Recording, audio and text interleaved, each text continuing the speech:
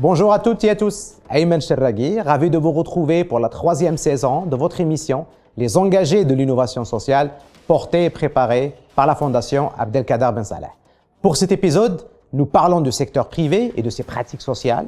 Au-delà des politiques RSE adoptées par des centaines, voire des milliers d'entreprises au Maroc, nous allons répondre à la question « Comment les entreprises peuvent-elles devenir socialement innovantes ?»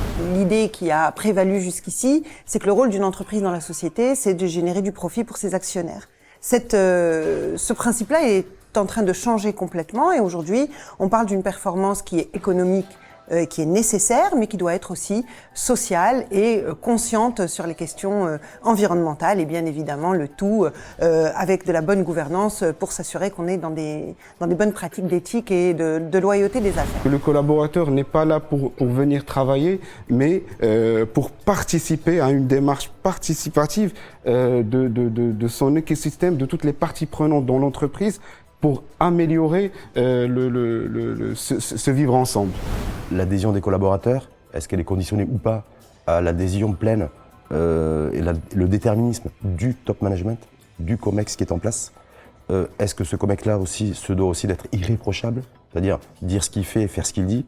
Ça me paraît aussi un vrai sujet. Peut-être que la RSE n'a pas forcément fonctionné aussi, de ce que j'ai pu constater dans certains cas. Quand on parle RSE aux entreprises, le premier réflexe, c'est de penser budget, financement, donation. Or, les donations peuvent être autres que pécuniaires.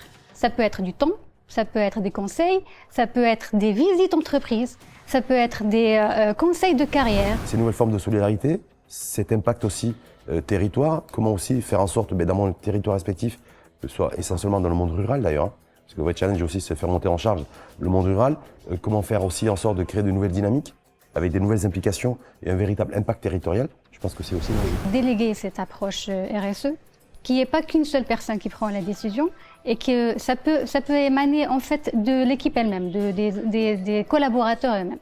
Mais pour cela, il faut que ces collaborateurs aient le temps de s'ouvrir à l'extérieur, de voir ce qui se passe et de connaître quelles sont les initiatives, quelles sont les fondations. Aujourd'hui, vous avez de l'engagement de « je donne un chèque ».